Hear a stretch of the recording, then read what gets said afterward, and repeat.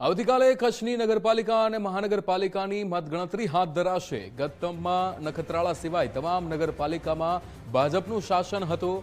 ગત વખતે ભુજ નગરપાલિકાની 44માંથી 36 બેઠક ભાજપને મળી હતી। અંજાર નગરપાલિકાની 36માંથી 35 બેઠકો ભાજપના ફાળે ગઈ હતી। ત્યારે માંડવી નગરપાલિકાની 36માંથી 31 બેઠક ભાજપને અહીંયા વિજય થયો હતો। ત્યારે ગાંધીધામ મનપામાં 52માંથી 47 બેઠકે ભાજપે જીતી હતી। નખત્રાળામાં નગરપાલિકાની પ્રથમ વખત યોજાયેલી ચૂંટણીનું કાલે પરિણામ છે। તો કૌશિક છાયા આપણી સાથે લાઈવ જોડાઈ ગયા છે કચ્છથી। કૌશિક, આવતીકાલે મતગણતરી છે અને શું લાગે છે કચ્છની વાત કરીએ, નગરપાલિકા મહાનગરપાલિકામાં કોનું શાસન આવી શકે?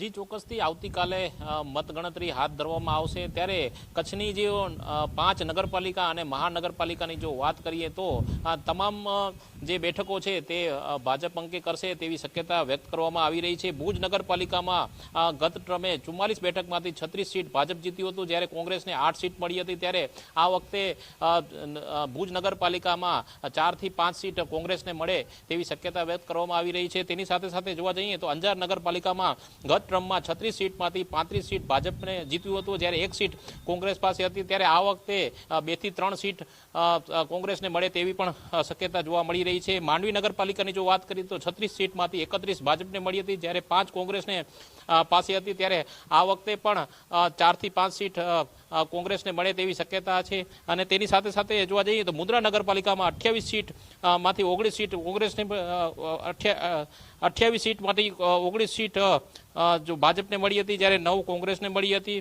ત્યારે આ વખતે જોવા જઈએ તો ભાજપ જ તમામ જગ્યાએ સીટ હાંસલ કરે તેવી શક્યતા છે। ગાંધીધામ મહાનગરપાલિકાની આ વખતે પ્રથમ વખત ચૂંટણી યોજાઈ રહી છે, જેમાં 52 સીટમાંથી 47 ભાજપ ગત ટ્રમે જીત્યું હતું, જ્યારે 5 કોંગ્રેસને મળી હતી। ત્યારે આ વખતે ગાંધીધામ મહાનગરપાલિકામાં 7 થી 8 કોંગ્રેસને સીટ મળે તેવી શક્યતા વ્યક્ત કરવામાં આવી રહી છે। નખત્રાળા નગરપાલિકાની પ્રથમ વખત ચૂંટણી યોજાઈ રહી છે, જેમાં ટોટલ 28 સીટ પર મતગણતરી હાથ ધરાશે। ત્યારે